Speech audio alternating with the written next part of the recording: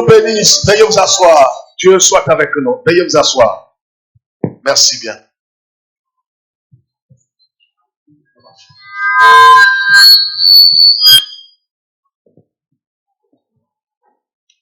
Que Dieu nous bénisse.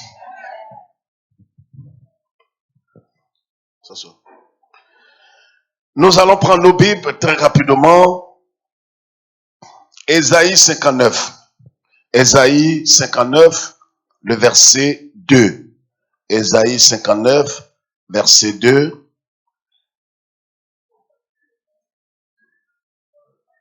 Parole du Seigneur. Le psaume. On va préparer aussi le psaume 115.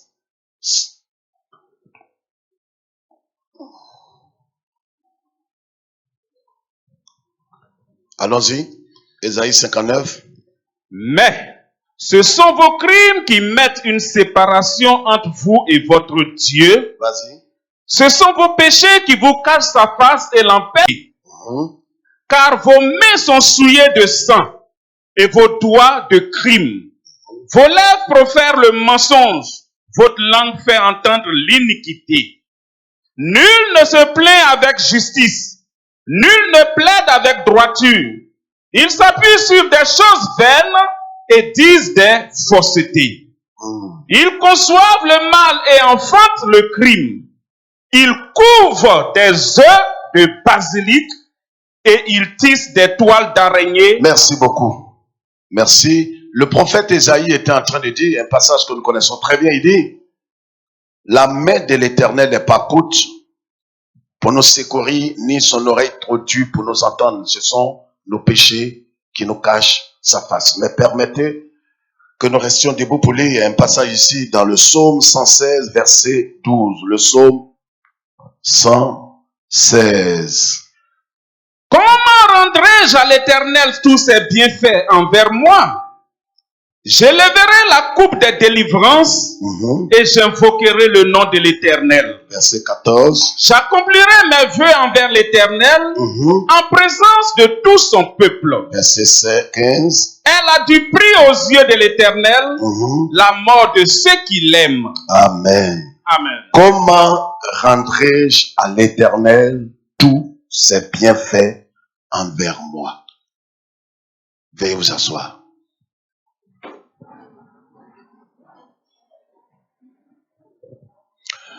Bien-aimés, frères et sœurs, c'est une parole forte, une parole importante que nous devons saisir et comprendre.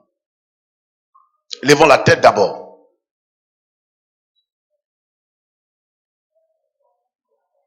Comment rendrai-je à l'Éternel ce qu'on a appelé tous ses bienfaits envers moi? C'est le psalmiste qui le dit.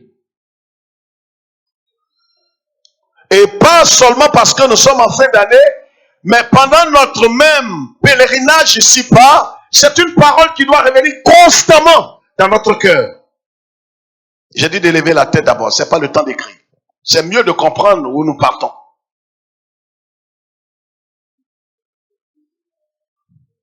Comment rendrai-je à Dieu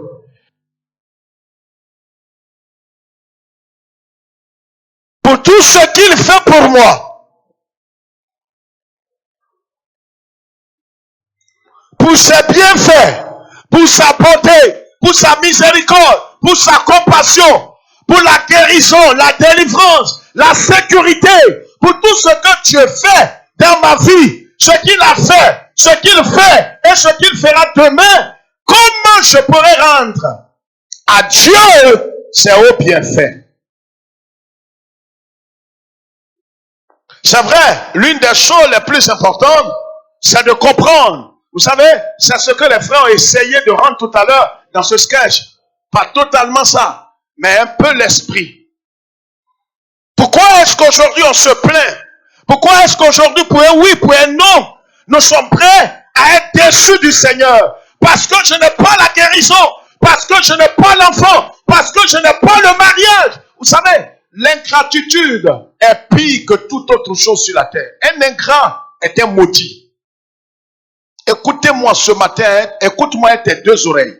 Tu comprendras pourquoi et comment tu finiras. Un ingrat finit mal. Un ingrat n'achève pas la course. Regardez autour de vous. Tous ceux qui sont ingrats de nature, ceux qui ne sont pas capables de reconnaître les bienfaits même des mortels dans leur vie, regardez comment ils finissent.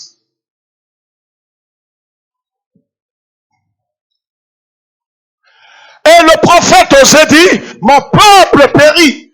Pas parce que Dieu n'a absolument rien pour leur donner, mais pas parce que le diable serait fort, mais le peuple périt parce qu'il lui manque la connaissance, l'épignosis, la connaissance expérimentale, la connaissance qui transforme, la connaissance qui fonde, la connaissance qui sécurise.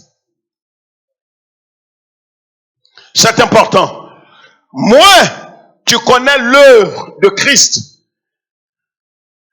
moins ton amour pour le Seigneur est manifeste.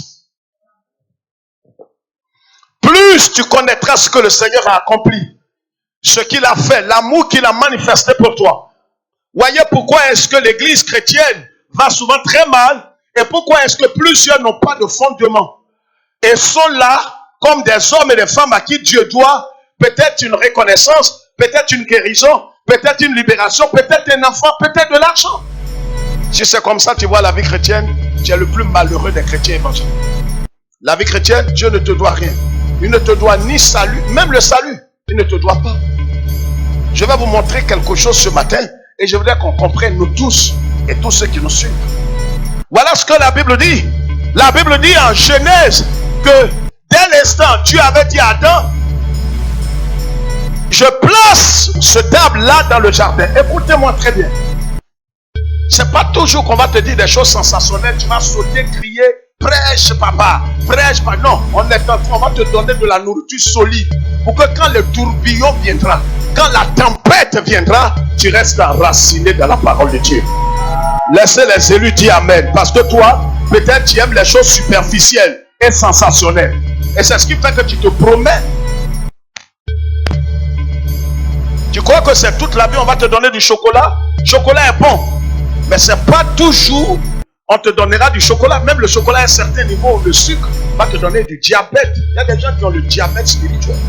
Ils aiment tout ce qui est sucré, mais ils n'aiment pas ce qui construit leur santé. Faudrait qu'à un certain moment, tu comprennes l'œuvre que le Christ a accomplie.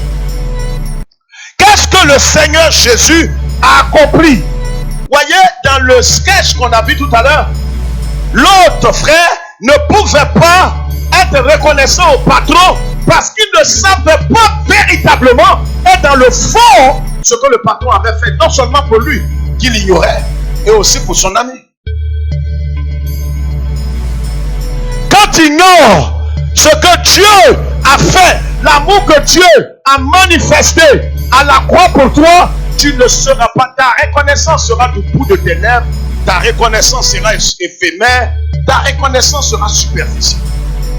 Tu suivras le Seigneur juste pour les biens, pour sa main, mais pas pour son cœur. Et c'est pourquoi vous allez voir le jour du Seigneur, qui est un jour d'adoration, un jour de célébration du Seigneur. Vous allez voir que certains sont là, comme à qui des gens à qui Dieu doit des choses. Dimanche matin, on va chanter le Seigneur. Mon cœur n'est pas à moi, mais tu es malheureux, tu es ingrat. Quand ton cœur n'est pas en toi, mais mets-toi quelque part. Nous aujourd'hui, il ne nous doit rien. C'est pourquoi même si je suis malade, même si je n'ai pas mangé hier, même si ma femme m'a tourné dos, mon mari m'a tourné dos, même si je n'ai pas pu payer ma maison, le simple fait que je me sois réveillé ce matin. Laisse quelqu'un répondre s'il te plaît.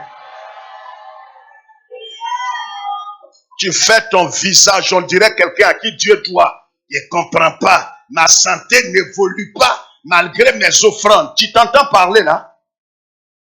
Est-ce que tu sais l'amour que Dieu a manifesté à la croix pour toi par Jésus-Christ? Par sa mort, son incarnation. sa mort, sa vie, sa résurrection. Mais parce que tu ne sais pas ce que tu as fait. Vous savez, quand quelqu'un n'a pas vécu la loi, il n'apprécie pas la grâce. C'est pourquoi regardez même dans la vie, quand quelqu'un n'a pas souffert, il banalise tout ce que vous faites pour lui. Demandez aux parents. Nos parents nous parlaient par le passé. Tu te lèves le matin, tu viens, tu dis, papa, donne-moi l'argent. Il te donne. Donne-moi l'argent. Il te donne. Même souvent, les parents préparent un bon repas nourrissant. Mais tu vas laisser ce repas dire, non, donnez-moi de l'argent. J'aimerais manger autre chose à locaux. Parce qu'on ne comprenait pas. Mais aujourd'hui, regarde, ton père t'avait parlé, tu n'avais pas compris. C'est pourquoi certains ont dit, mon père avait raison. Aujourd'hui, peut-être ton père n'est plus. Mais quand tu penses à lui, tu vois que ton père t'avait éduqué. Quand ton père, ta mère, tes parents te parlaient, tu n'appréciais pas. Personne n'appréciait. Aujourd'hui, nous sommes en train de dire merci au Seigneur pour des parents qu'il nous a donnés. On pensait que l'argent était à la portée de tout le monde. Quand tu viens un matin, tu as un cahier, tu fais semblant de ne pas avoir le cahier. Tu as vendu tes livres. Et tu viens, tu dis, même le livre est là. Tu dis, papa, j'ai perdu mon livre de maths. J'ai perdu mon livre de SVT. J'ai perdu mon livre de temps. Dis, mais ça fait combien? Papa, si je vais bien voir, ça doit faire 5 000 ou 6 000. Avant 80. 6 000 francs. Le père sort son portefeuille. Je parle de moi. Il te regarde. L'argent qu'il a là, c'est pratiquement tout son argent. Il va enlever ça. Il va te donner. Tu sais que tu as été malhonnête envers ton père. Mais à cause de l'amour qu'il a pour toi, il te donne cet argent pour aller payer tes livres. Peut-être là où il va, un jour, vous savez,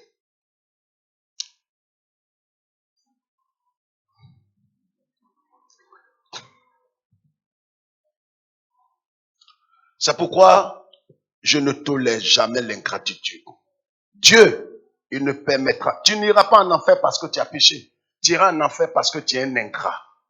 Parce que ce que le Christ a fait, tu n'as pas reconnu et tu ne lui as pas saisi la main d'association. Mon père travaillait en zone 4.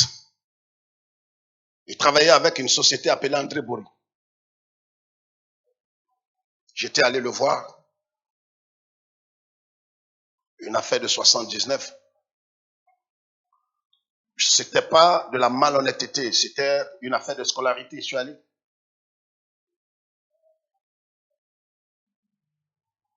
Il y avait un restaurant qui était là juste à côté. L'histoire m'a marqué. Et quand un homme ne comprend pas l'œuvre que le Christ a accomplie sur la croix, la colère de Dieu que Christ a subie, parce que c'est bon de chanter, de danser en langue, de se trémousser, mais tant que le Saint-Esprit n'a pas illuminé ton esprit pour comprendre le prix que Jésus a payé, tu ne seras jamais honnête vis-à-vis de Dieu. Jamais de ta vie. Je suis allé voir mon père. Je lui avais dit que, papa, on nous avait demandé quelque chose à l'école, c'était la scolarité. L'argent qui était sur lui, il a enlevé, il m'a donné. Mais c'est pas ce qui m'a choqué. Il venait de donner de l'argent pour le plat qu'il devrait manger à midi.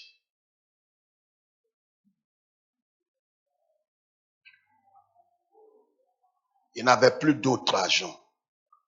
Il a dit à la dame de lui restituer les 1000 francs. La dame lui a restitué les 1000 francs. Il m'a donné pour payer mon transport pour aller à Yopougon, de zone 4 pour venir à Yopougon. L'argent de son repas, on lui a restitué. La dame lui a dit, mais monsieur Nguessa, vous n'allez plus manger? Il dit, non, je vais prendre ça pour payer le transport de mon fils. Il est retourné au garage s'asseoir sans manger.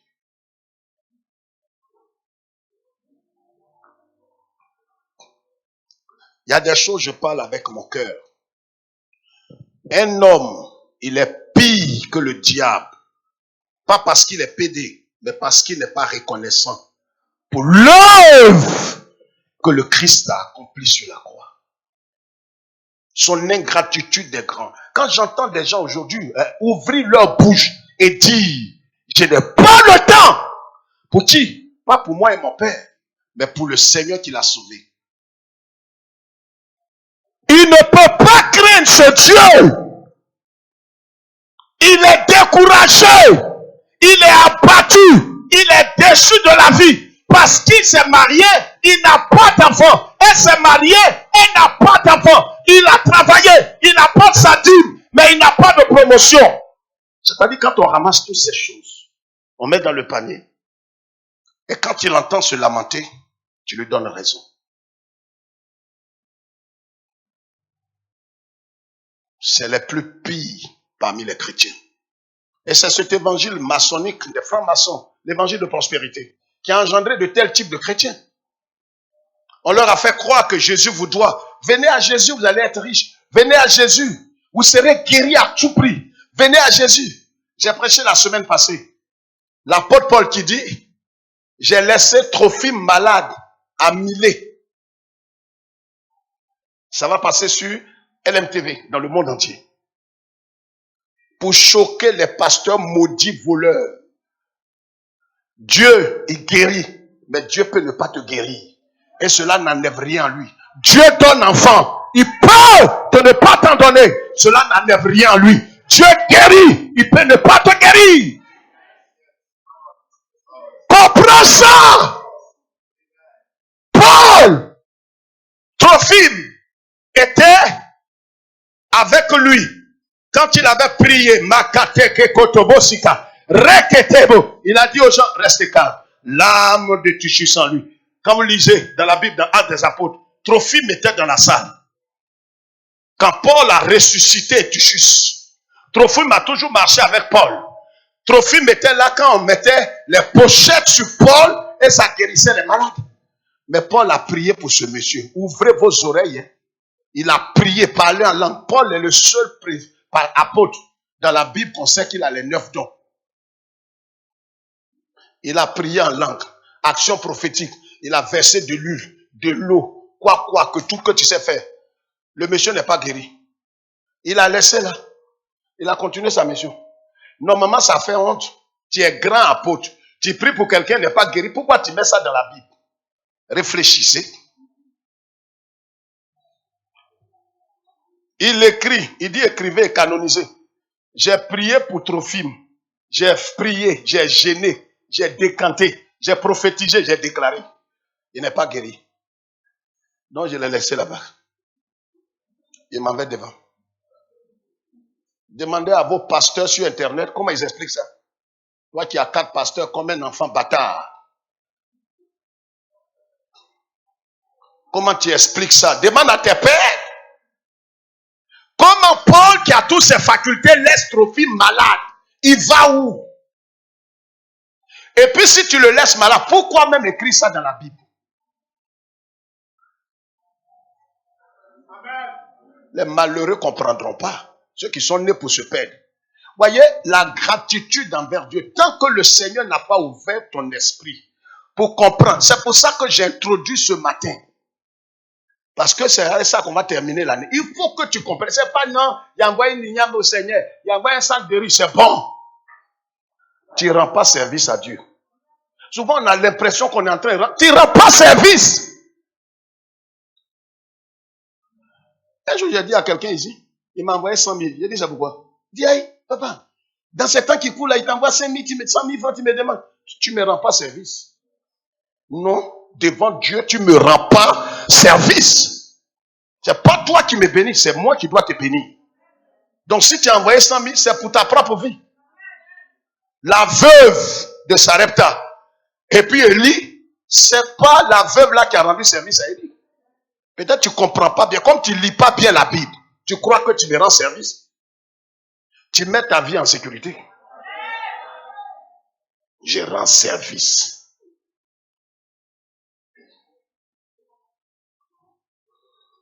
Dans le jardin d'Éden, l'homme a péché. L'homme est séparé d'avec Dieu. L'homme était mort. Et Dieu ne peut pas, écoutez-moi très bien, Dieu ne peut pas déclarer l'homme juste. Ce sera trahir sa loi. Si Dieu déclare l'homme juste, Dieu a trahi sa propre loi, il n'est plus Dieu.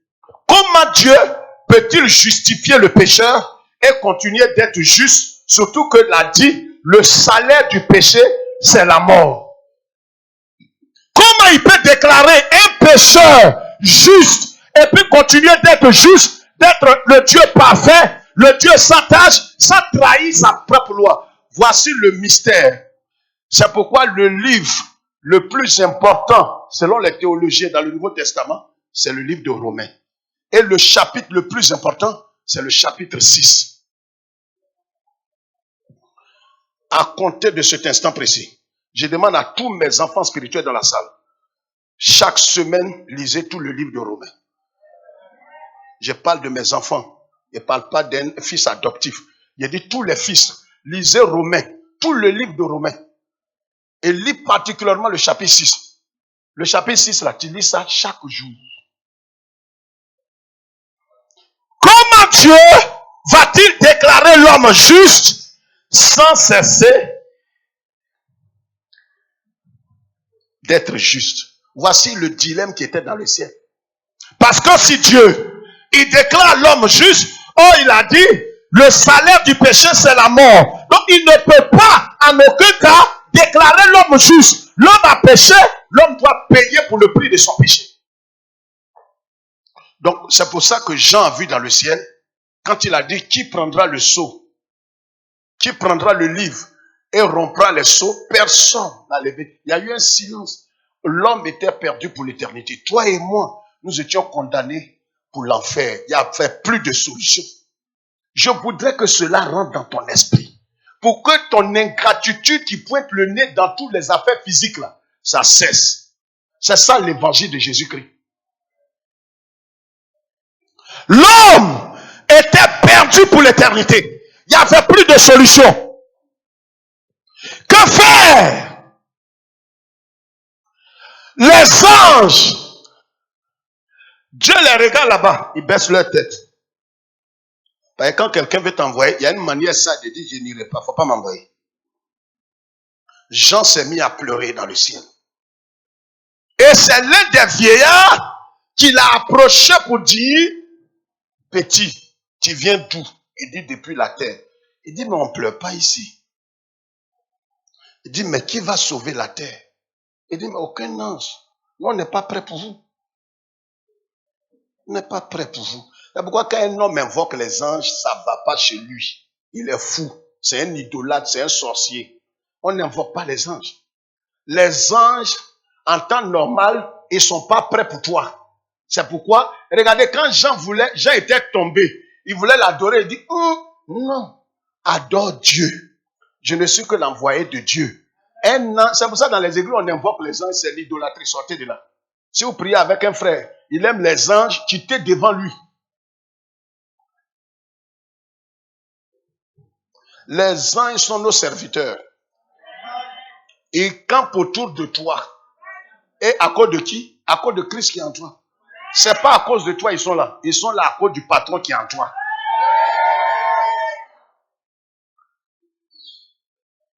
Donc, on ne prie pas les anges, venez maintenant. Non, tu t'adresses à eux en vertu de quoi?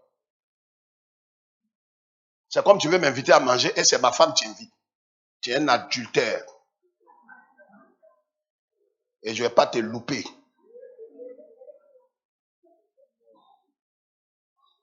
Nous, celui à qui on a affaire. C'est pourquoi les anges regardaient Jean. Il dit, mais tu pleures là. Tu crois que nous allons faire quelque chose pour toi? C'est un vieillard qui est venu, il a dit, petit. Tu vois lui qui est là-bas? Il dit oui. Tu vois quelqu'un, il est comme agneau là? Il dit oui. C'est lui. Alléluia. Dans le ciel, écoutez-moi d'abord. C'est bon, hein? Mais c'est mieux qu'on comprenne. Dans le ciel, là, personne n'était prêt pour nous. C'est-à-dire, on a écrit ton nom, mon nom, dans un registre pour l'enfer. Les anges ont vu, mais ils disent, ils ne peuvent rien faire. Les 24 vieillards là, étaient là. Ils disent, ils ne peuvent rien faire. Ils ont trop souffert pour arriver là-bas. Descends ici encore. C'est un vieillard qui a dit, nous là, on ne peut pas aller chez vous. Tu vois le monsieur qui est là-bas en derrière mouton là. Tu le connais? Il dit, c'est lui qui est le chef ici. C'est lui qui a accepté d'aller payer le prix de vos péchés. Il a décidé, parce que Dieu a dit, celui qui va venir, Dieu a dit, ben, nous tous on est disqualifiés. D'abord pour deux choses. On est, voyez, on était pécheurs. Donc, qu'est-ce qu'on peut faire? Pour aller payer le prix de notre péché, il faut que nous soyons sans tâche. Donc, on est déjà pécheurs, on ne peut plus rien faire pour nous-mêmes. Nous-mêmes, on ne peut pas expier. Parce que depuis Genèse jusqu'à ce que Jésus vienne, le péché n'était pas enlevé. Ouais? C'est mouillé? Tes mains sont mouillées? D'accord. C'est bon comme ça, c'est mouillé, hein? D'accord. Maintenant, regarde, voilà le billet qui est là. Je te donne ça. Mais ne prends pas avec la main mouillée. En temps, tu ne dois pas prendre avec tes pieds. Tu n'es pas truc. C'est pas avec ta bouche. C'est avec ta main. Je te donne ça. C'est un billet de 10 000. C'est tout ce que j'ai. Il n'y a plus rien dans le panier. Je te donne ça. Mais tu ne peux pas prendre avec ta main mouillée. Ça veut dire que je suis content. Je suis gentil. Mais le problème est à ton niveau. L'homme, Dieu lui a donné le salut. Mais il ne peut pas. On est disqualifié. Parce que tant que tu n'as pas compris ça, quand tu pries, Seigneur, il y a des prières quand j'entends, il y a des gens à qui je ne m'associe plus. Parce que leur ingratitude atteint des sommets. Sans tes temps-ci, je ne comprends pas ma vie, je ne peux même pas, respirer bien, et c'est ça qui fait que je dis, Seigneur, guéris-moi d'abord avant d'aller dans ta présence. Est-ce qu'il te tue même? Non, ça ne me fait pas rire. Je suis au sérieux. C'est pas mieux qu'il te tue.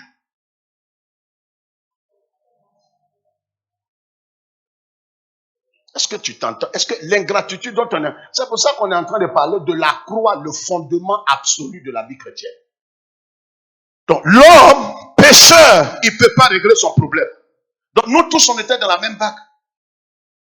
Parce que Dieu a dit, on n'a qu'à bien s'entendre, celui qui va s'hasarder pour venir payer le prix là, Dieu, normalement, l'homme est condamné pour l'éternité. Donc, le prix de l'éternité là, c'est ça, Dieu va mettre ça sur la personne qui veut payer le prix.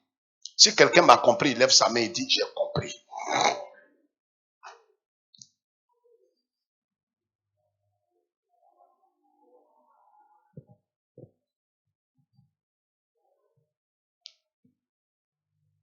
Il y avait une de mes filles ici, début des années 2000, c'était les premiers bacheliers. Elle a eu son bac, et je l'ai prise. Elle d'autres, dit bon, allons au BMW. Allons au BMW. Vous allez aller manger. BMW, c'est un restaurant à Abidjan. J'avais 15 000. Je croyais ça beaucoup. On est allé, ma fille là, c'est assise là. L'autre, dit ah papa, je prends, hein. Ils lui ont envoyé les menus là. Elle a choisi cheeseburgers, où il y a 3 viandes là. Avec coca. Elle a dit d'ajouter frites là. Je n'avais pas lu le menu. J'ai voulu commander, l'esprit me dit, sois sage. Quand j'ai appelé le serveur là pour dire, venez voir, ce que la fille a pris, c'est combien? Ça fait 12 000. J'ai 15 000. Je suis allé avec 2 personnes. Il y a des choses, tant que tu n'as pas compris, tu ne peux pas apprécier. C'est pourquoi tu es assis comme ça à l'église.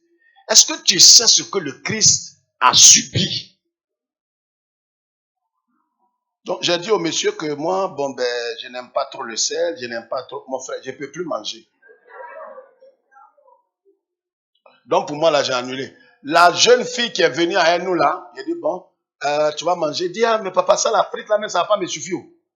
Elle n'a qu'à prendre pour elle. J'ai dit, non, manger ensemble, comme on est en Christ, mangeons ensemble. Elle ne sait pas que c'est tout mon argent qui est là. Ça ne fait pas rire. Quand elle a fini, elle dit, elle va prendre quelque chose pour emporter. C'est-à-dire là où je suis, de toute façon, je l'ai regardé dans mon cœur, devant Dieu. Je ne vais plus jamais l'inviter encore. Ma prière, comment on va faire pour prendre taxi pour partir? Quand tu ne sais pas le prix que le Christ a payé, tu ne comprends pas. Dieu, il dit, celui qui va prendre la résolution de payer le prix de ton péché là, parce que toi tu vas pour l'éternité en enfer. Ce qui fait combien? Prenez la haute tension là, coupez et branchez ça dans le corps de quelqu'un. Ça ne règle pas le problème. Prenez la foudre, tonnerre. C'est pourquoi le jour où le Christ mourait, il y a eu tremblement de terre. C'est-à-dire, il y a ce que la Bible appelle la colère de Dieu. En vérité, nous qui sommes ici là, nous avons fui la colère de Dieu. Parce que la colère de Dieu, aucun être humain ne peut imaginer. J'ai pris par exemple la haute tension, prenez ça, multipliez par 1000 et branchez dans le corps de quelqu'un. En même temps, envoyez foudre, envoyez tonnerre. Ça ne peut pas régler encore le problème. Ce n'est pas encore la colère de Dieu. C'est pour ça que quand Élie avait vu tonnerre, tremblement de terre et toutes ces choses, il a cru que Dieu était là. Il regarde, il voit que Dieu n'est pas. Il a dit non, ça ne vaut plus la peine. Dieu, ça c'est rien. Quand on dit Dieu est fâché, c'est Dieu, le Père de Jésus, qui a frappé Jésus à la croix.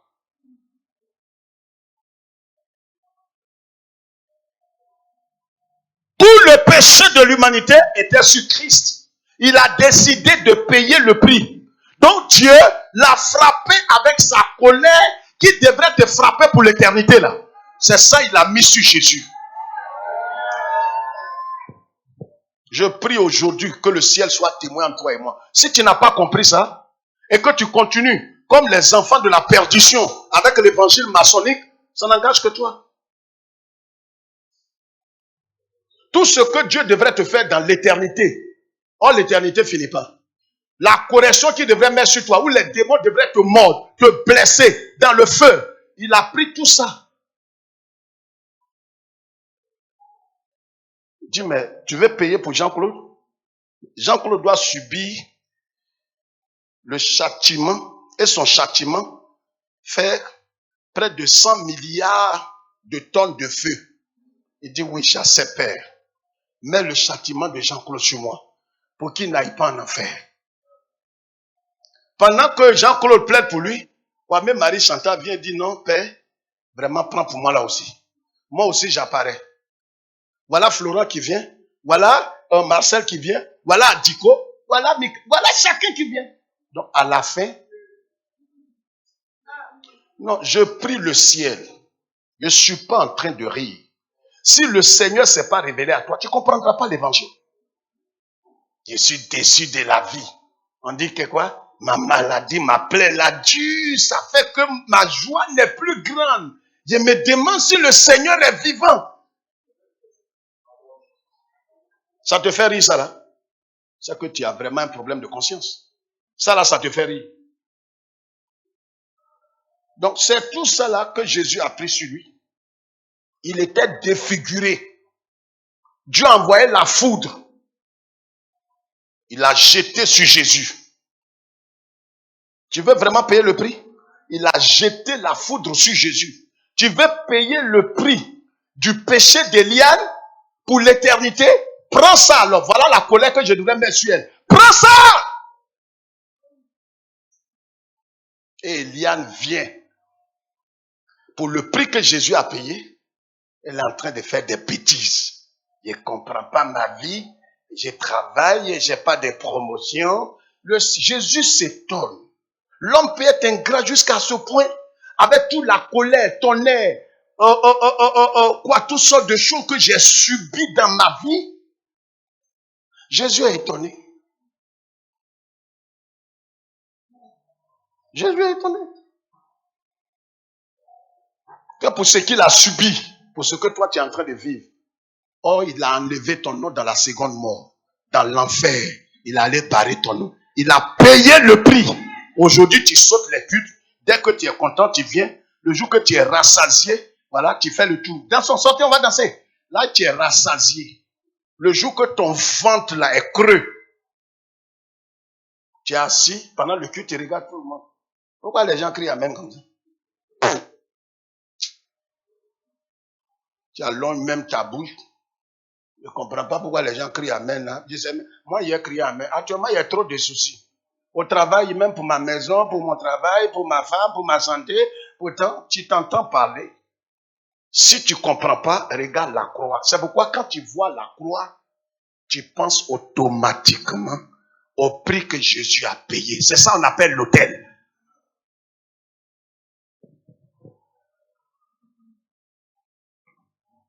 C'est pourquoi dans la Nouvelle Alliance, il n'y a plus d'autel à faire. Si quelqu'un te parle d'un autel à aller bâtir, c'est un sorcier. L'autel dans l'Ancienne Alliance, on bâtissait, on mettait un animal dessus, et Dieu couvre. Il n'enlève pas le péché. Dieu couvrait les péchés. Dieu couvrait. C'est quand Christ est venu que Christ parle d'expiation. Dans l'Ancienne Alliance, on parlait de propitiation. Propitiation. Propitiation pour rendre l'homme propice aux yeux de Dieu. Mais le péché n'était pas enlevé. Le péché était couvert. La dernière fois, je parlais à ma femme. Je sortais vers 21h, 22h. Je regarde dans le couloir. Je vois des saletés qui sont là.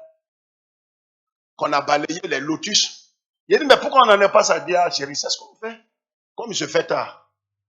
C'est le lendemain qu'on enlève ça. Mais la nuit tard, on couvre. Et matin, on expie. C'était enseignement. Il y a des choses, tu balais la nuit de ta chambre. Tu mets dans un coin du salon. Tu couvres. C'est pas que saleté n'est pas là. C'est ce qui a fait que le diable a accusé Dieu. Je vais vous expliquer tout ça. C'est l'introduction. Quand Adam a péché, Dieu a fait une promesse qu'il va le sauver. Il va le racheter. Dieu dit, tu vois comment tu es mauvais. Diable, il dit à Dieu, tu vois comment tu es méchant. Quand moi j'avais péché au ciel, tu n'as pas promis de rédemption. Voilà pourquoi le diable te hait. Quand toi tu as péché, Dieu t'aime tellement qu'il dit, il va sacrifier son fils pour toi. Non, je veux que nous tous on dise amen. Disons tous dans la salle amen pour que ce soit un jugement. Au moins tu as dit amen. Jésus. Donc qu'est-ce qu'il va faire? Il va venir subir à la croix, qui est l'autel dans la Nouvelle Alliance. C'est là, c'est pourquoi Jean-Baptiste l'a vu. Jean 1, 29, Jean-Baptiste dit, voici l'agneau qui vient plus pour couvrir, mais il vient maintenant pour enlever. Ton péché n'est plus couvert. Parce que quand c'est couvert, Dieu sait que le péché est là. Mais je t'annonce que ton péché n'a pas été couvert. Ton péché a été enlevé. C'est pourquoi là où tu es, même si Satan, avec tous ses démons viennent, ils te disent que voici tout ce que tu as fait, va chercher la croix. Dis la croix est où? Voilà la croix. Dis c'est là que le prix a été payé. Jésus a satisfait la justice de Dieu. Jésus a été frappé par la colère de Dieu pour que je sois libéré. Le premier point, prenez vos cahiers, vous tous. Prenez tous vos cahiers. La première chose, voyez, on veut voir rapidement, pendant les 10 minutes là, je vais introduire forcément. Vous allez voir l'importance de l'expiation. Frère, ce qui fait qu'aujourd'hui on se tient devant Dieu et qui fait qu'on va au village, on danse. Je vais t'annoncer ça ce matin. Oh, regardez son côté ingrat là commence à arriver. J'ai dit, pourquoi la Bible dit, si quelqu'un est en Christ, il est une nouvelle création. Si quelqu'un est en Jésus-Christ, il est une nouvelle création. Il n'y a plus de condamnation pour ceux qui sont en Jésus-Christ. Je vais entendre la main d'un élu, la main d'un élu, la main d'un élu. Dès l'instant où tu es rentré en Jésus-Christ, il n'y a plus de jugement et de condamnation. Pourquoi? Parce que Jésus est allé à la croix, il a satisfait. Dieu a dit que pour qu'il puisse te pardonner, il faut que le prix soit payé. C'est pourquoi le prix qui a été payé est élevé. Comme le prix est élevé, c'est pourquoi le salut est gratuit. Le prix qui a été payé est élevé. On ne pourra jamais comprendre le prix que Jésus a payé. C'est pourquoi il a rendu le salut gratuit. Nous étions dans une position. Je vais citer 4 choses qui montrent que si quelqu'un n'a pas l'expiation, il ne pourra pas rentrer dans le ciel. Est-ce que quelqu'un me comprend? Donc, chiffre romain 1, la nécessité de l'expiation. Point 1. Donc, on voit que dans Ésaïe 59, l'homme a péché et l'homme est séparé d'avec Dieu. Par nature, l'homme est pécheur. Et l'homme ne peut rien faire pour se réconcilier avec Dieu. Le premier point qui montre la nécessité absolue de l'expiation, c'est que l'homme est mort spirituellement. Éphésiens chapitre 2, verset 1. Donc, dès que quelqu'un est mort spirituellement, il est étranger à la vie de Dieu. C'est-à-dire, tous les païens que vous voyez, ils peuvent faire des bonnes œuvres. Ils peuvent donner aux pauvres, aux orphelins, mais ils n'entreront pas au ciel. Les bonnes œuvres ne sauvent pas. Parce que même si tu fais ces bonnes œuvres, tu es mort spirituellement. Éphésiens 2, verset 1. Deuxième chose, l'homme est esclave du péché. Jean chapitre 8, verset 34. Romains chapitre 6, verset 16. Troisièmement, l'homme est ennemi de Dieu. Romains 5, verset 10. C'est un enseignement. On a beaucoup crié, on t'a dit des choses agréables, tu as sauté, tu es venu faire offrande. Maintenant là, il faut que tu sois fondé, enraciné. Parce que ce qui va te maintenir dans le Seigneur jusqu'au soir de ta vie et mourir dans le Seigneur pour aller au ciel, c'est ce qu'on est en train de te montrer. Ce n'est pas les choses plaisantes, les choses qui te font trembler.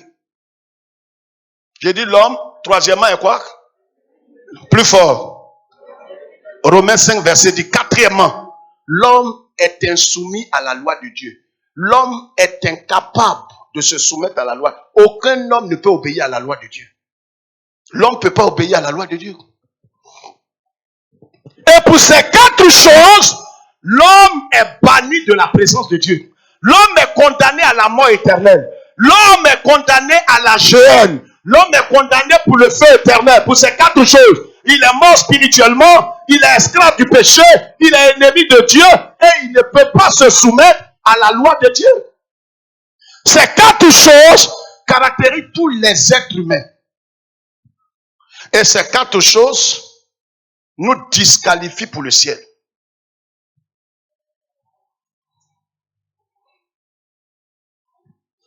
Or, comme je l'ai dit tout à l'heure, le cœur du christianisme, comment Dieu va-t-il faire? Lève la tête, je te dis cela et puis nous allons prier. Comment Dieu va faire? Comment Dieu peut déclarer quelqu'un juste?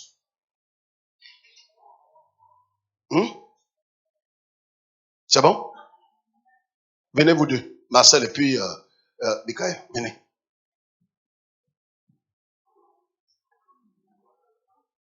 Imaginez un temps soit peu que ce monsieur, voici son fils.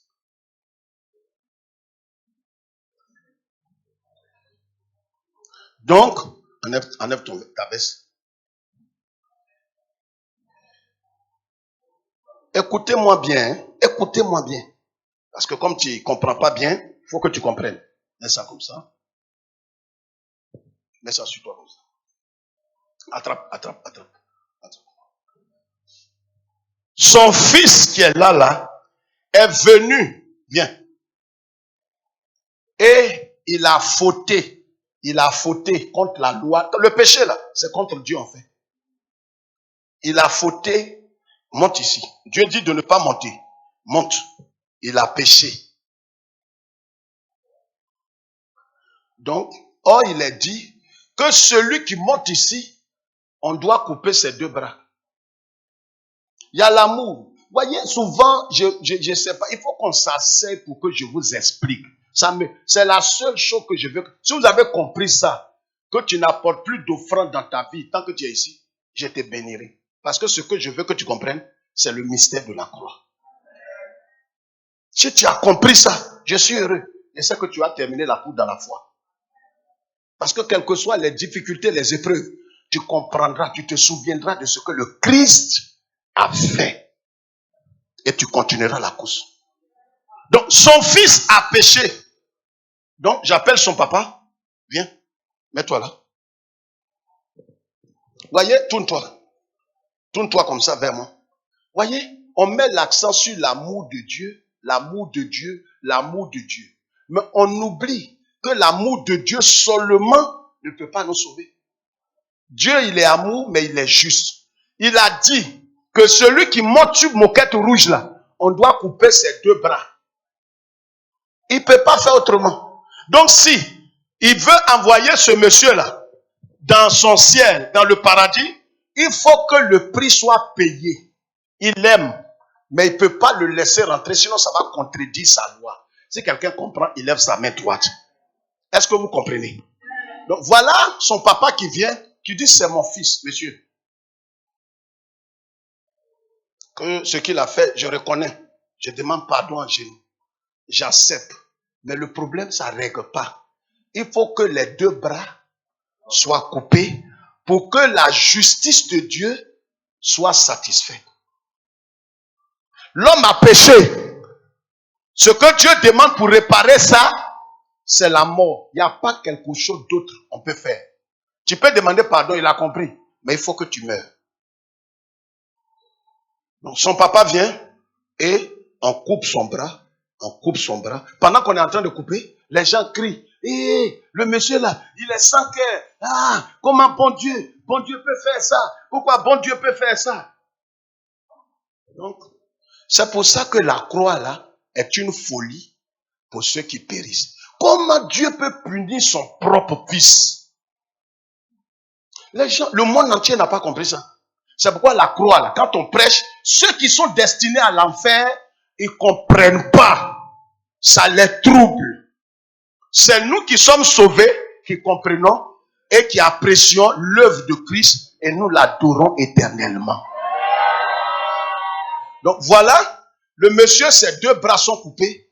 Donc la colère de Dieu est apaisée. C'est à ce prix que maintenant, il monte, son fils maintenant peut rentrer dans le paradis. Voilà ce que Jésus a fait. C'est-à-dire, Dieu a dit, comme toi tu as péché, tu ne peux plus rien faire, ta main est sale. Je souhaite que tu aies un substitut. Un substitut, c'est celui qui va prendre tout le châtiment et la colère de Dieu sur lui. S'il y a quelqu'un, c'est dans le ciel personne. C'est Jésus qui a levé son doigt. Voilà pourquoi je vous dis, mesdames et messieurs, nous serons pendant l'éternité, nous serons en train de l'adorer. Ma prière, c'est que dans 100 ans, 200 ans, je m'asseye au pied du Christ. Seigneur, je te le dis, tu ne me dois rien. Dans l'éternité, dans le paradis, je ne te demande pas quelque chose. Moi, c'est d'essuyer ta chaussure toute ma vie. Si tu comprends ce que le Christ a fait, au moment où personne ne t'aimait, personne n'avait besoin de toi, il a pris sur lui le châtiment que Dieu devrait mettre sur toi. Là. Dieu a déposé ça sur lui.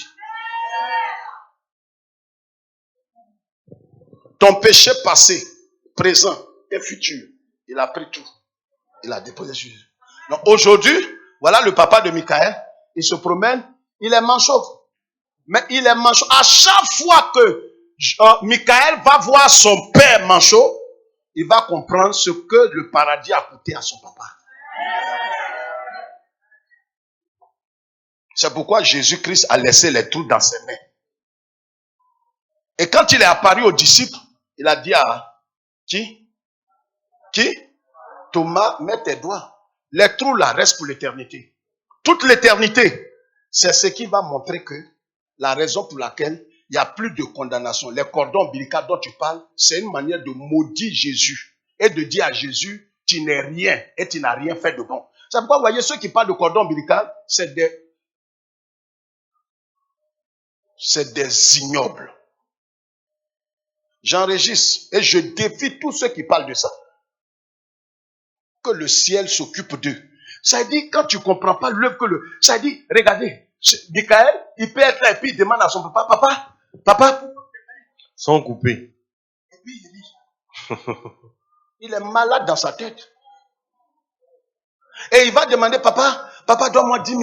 Papa, donne-moi 10 000. Papa, tu m'aimes plus. Papa, tu m'aimes plus. Tu es fou dans ta tête. Tu oublies dans ta cervelle là que c'est à cause de tes péchés qu'on a coupé les 2 bras de ton père. Il va prendre l'argent pour te... Même s'il a l'argent pour te donner, ça ne doit pas être ta première préoccupation. À chaque fois que tu verras ton papa, que tu vois ses mains coupées. Papa, tu as trop fait pour moi. Même quand il vient pour te tendre l'argent avec sa bouche, parce qu'il n'a plus de bras, pour tendre l'argent avec sa bouche, pour te donner, tu dis, mon papa, c'est pas nécessaire. Tu as trop fait pour moi. Tu as trop fait pour moi, papa. Il n'a même plus de bras pour te donner de l'argent. Mais comme tu es ingrat et que ton nom peut-être n'est pas parmi ceux qui vont au ciel, donc là où tu es, tu dis, papa, tu arrêtes ça, arrête ça. Dis, papa, c'est 10 000 francs là que tu me donnes. C'est 10 000 francs que tu me donnes. Tes conneries là, papa, faut arrêter ça, hein.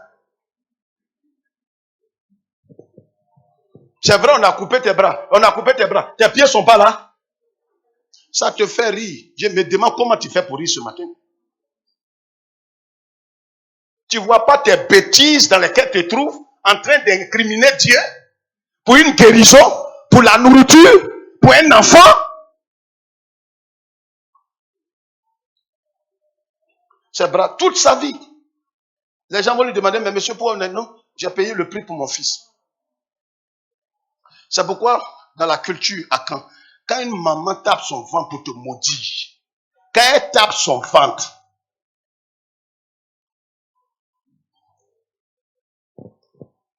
les gens étaient étonnés de ce que, je vais vous révéler quelque chose ce matin qui va vous choquer.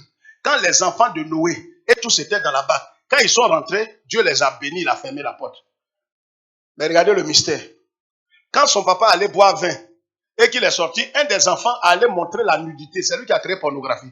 Qui allait montrer la nudité. Son papa est sorti. Et pourtant, Dieu les a tous bénis. Son papa l'a maudit. Comment quelqu'un que Dieu bénit, le patriarche, mais ça dépend de ce qu'il allait faire. C'est pourquoi le psalmiste va dire, la malédiction sans cause. Ça dit, il y a des choses, le ciel nous regarde, ton ingratitude a atteint ce mot. Tu images comme ça. Pourquoi les réunions de mardi, tu ne viens pas? Actuellement, c'est ma santé qui est en jeu. Ma santé en jeu. Le peu d'argent que j'ai, je suis en train de voir comment j'ai mangé cocotine avec ma famille. Ingrat, né ingrat. Ton sang même est ingrat. Je prie ce matin que le ciel te donne la révélation. Et que le sang de Jésus qui a coulé, qui est encore vivant, nous lave de tout péché.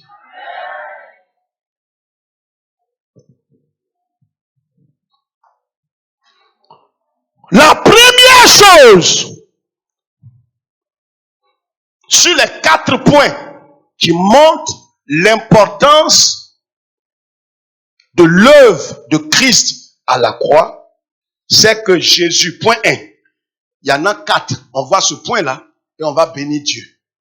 Je prie que ce mardi, tu sois là, malgré ton ingratitude habituelle. Christ a subi le châtiment que nous méritions. Ésaïe 53, verset 5. Donc voilà la première chose, que quand vous voyez la croix, partout tu vois la croix, la première chose qui doit venir dans ta pensée, Jésus a subi le châtiment qui me donne la paix. Jésus a pris ma place à la croix. Regarde ici. À chaque fois, partout tu vas voir la croix, la première réflexion, ce n'est pas de faire signe de croix. Ça, c'est sorcellerie. La première chose que tu dois faire quand tu vois la croix, c'est de te souvenir que Jésus, comme ton substitut légal et parfait, il a subi le jugement de Dieu dans son corps pour toi. C'est-à-dire la colère que Dieu voulait déposer sur toi toute l'éternité. Il a déposé ça sur Jésus. Donc, quand partout tu vois la croix, il y a une attitude de reconnaissance qui monte dans ton cœur. Même si c'est sur l'église catholique, partout tu vois la croix. Quand tu vois la croix, oh Seigneur, tu as payé le prix pour moi. Et s'il y a un sentiment de culpabilité, un sentiment de récrimination, de quoi? Ça disparaît. C'est la croix qui est le centre, le fondement, la racine de la vie chrétienne. Jésus a subi. Ça veut dire qu'aujourd'hui, les gens disent non, Dieu m'a tant aimé, il m'a tant aimé. Dieu t'a tant aimé. Il faut que vous compreniez l'évangile que je vous explique. Dieu t'a aimé. Mais l'amour de Dieu seul ne peut pas te sauver. Dieu t'aime. Mais il faut que le tort que tu as fait là soit réparé. C'est ça qu'on appelle. Donc, il y a les deux principes. L'amour et la justice. Jésus est venu, comme il aime Dieu et il nous aime, il est venu pour satisfaire les exigences de Dieu et de sa loi qu'on a gardées. Et pour ça, il a pris notre place et il a subi la colère de Dieu dans sa vie. Est-ce que quelqu'un comprend ça ce matin? Je ne veux pas que tu prennes ça comme une plaisanterie. Jésus a subi tout ce qui devrait tomber sur toi là. C'est ça, il a pris à la croix. Ésaïe 53, verset 5. Lis. Lis ça vite. On va s'arrêter sur ce point là. Les trois autres, on va le voir mardi. Dis à quelqu'un à côté de toi de tout faire pour être là. C'est ça le cœur du christianisme. Dis-lui, dis fais tout pour être là. Dis je sais que tu es ingrat, mais sois là mardi quand même. Dis je sais que tu n'aimes pas trop Dieu, mais il faut être là mardi. Faut lire. Mais il était blessé pour nos péchés, brisé pour nos iniquités.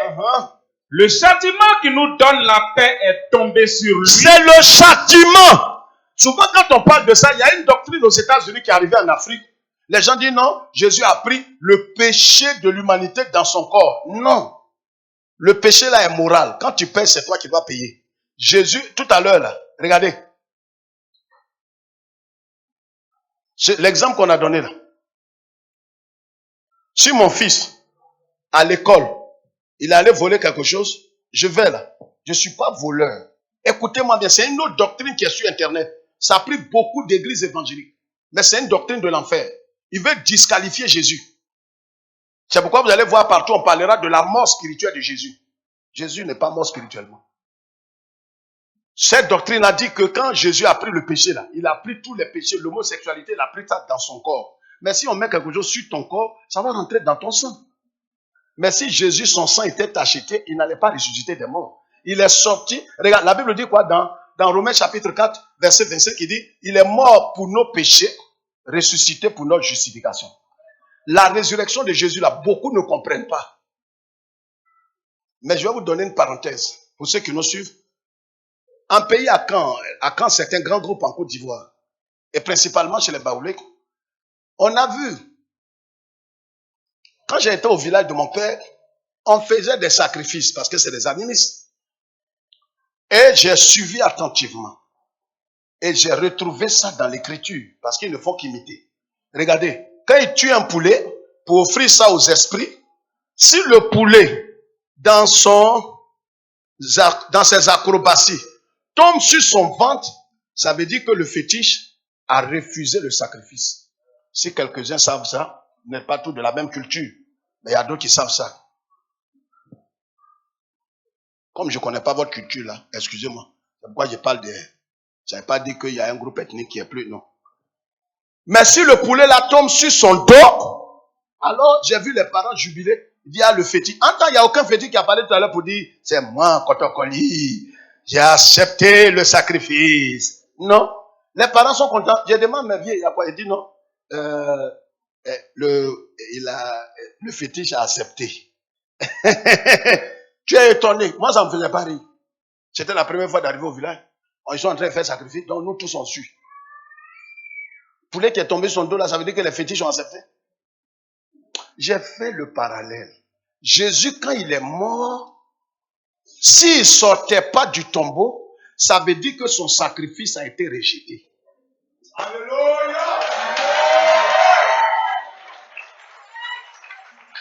C'est pourquoi quand il est mort, Makatake, les anciens, les David, les Moïse, les prophètes, tout le monde, parce que leur péché était couvert. C'est lui, il est venu pour enlever tout. Donc les David, les Moïse, tous les prophètes disent, maître, il faut qu'ils sortent. Hein. Tout à Jérusalem, les gens attendaient. Parce que s'ils ne sortent pas, l'humanité est perdue. Il est mort cadeau.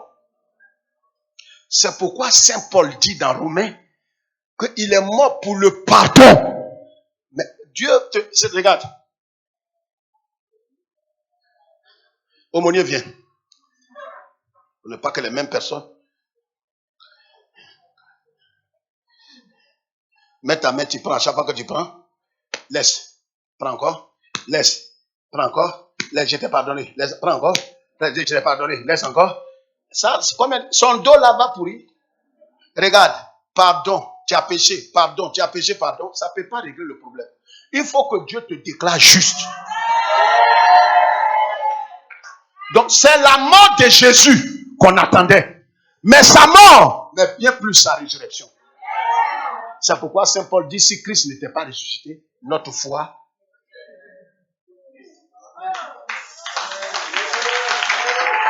Tu es libéré. Ma fille Virginie, regarde. Mais tu es libéré. C'est pour ça que tu vas au village. Tu n'as pas besoin de donner offrande. Même tu ne pries pas. Le prix est payé. C'est pourquoi quand des pasteurs maudits, quand je dis ça, les gens disent, mais pasteur, pourquoi tu ajoutes maudit? Je persiste. Maudit. C'est un maudit qui peut dire d'envoyer une offrande de rachat. Mais le prix que Jésus a payé. Est-ce que quelqu'un m'entend même? C'est quelle offrande tu vas aller payer encore pour que le pasteur puisse prier pour couper les liens? Tu es malade? Tu es malade?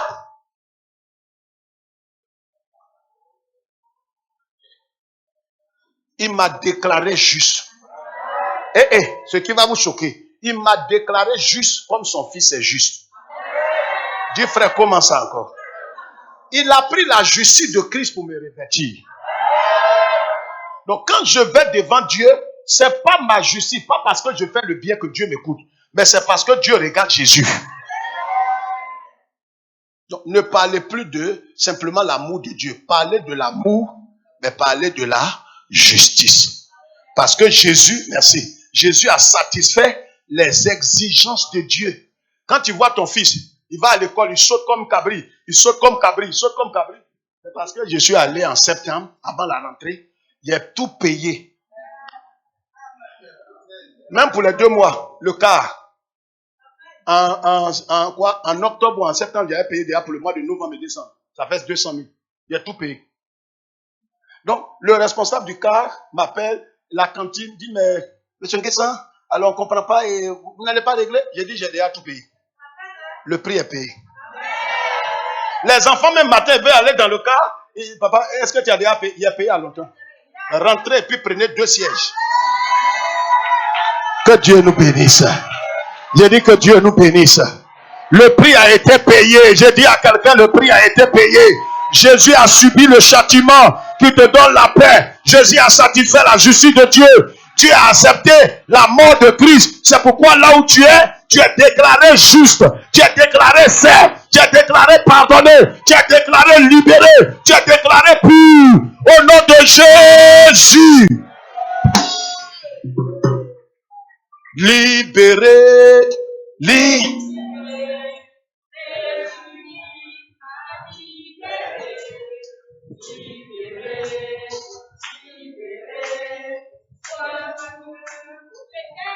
Ils ne connaissent pas ça.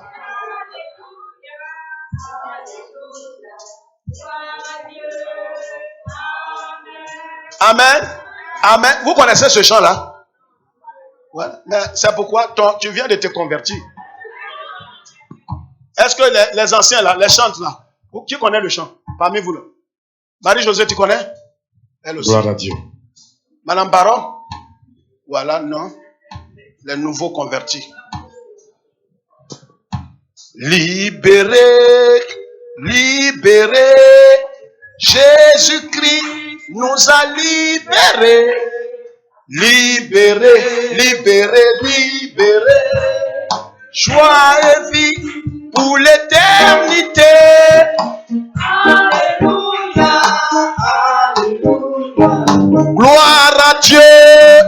Amen.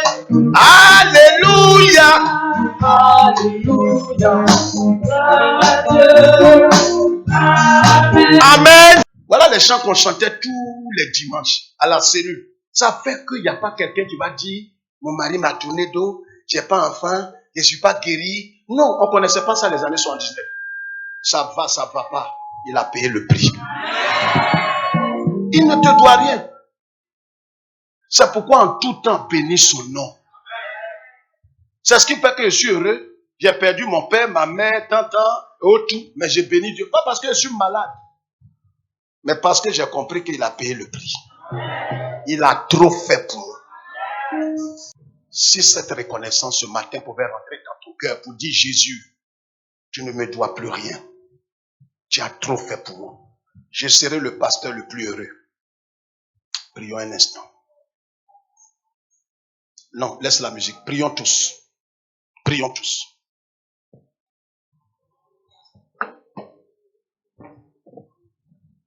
Prions tous. Mets ta main sur ton cœur, je vais prier. Seigneur, tu es le Dieu Tout-Puissant. Ce matin, j'ai essayé à l'esprit de parler au cœur de tes enfants. Pour leur révéler, et je sais que je ne suis pas capable, l'œuvre que tu as accomplie à la croix. Et pourquoi nous resterons éternellement redevables à toi. Même si tu n'accomplis plus rien dans notre vie. En vérité, on a su que tu ne nous dois rien. Tu nous as trop aimés. Et nous bénissons ton nom. Que toute la gloire te revienne. Au nom de Jésus. Amen.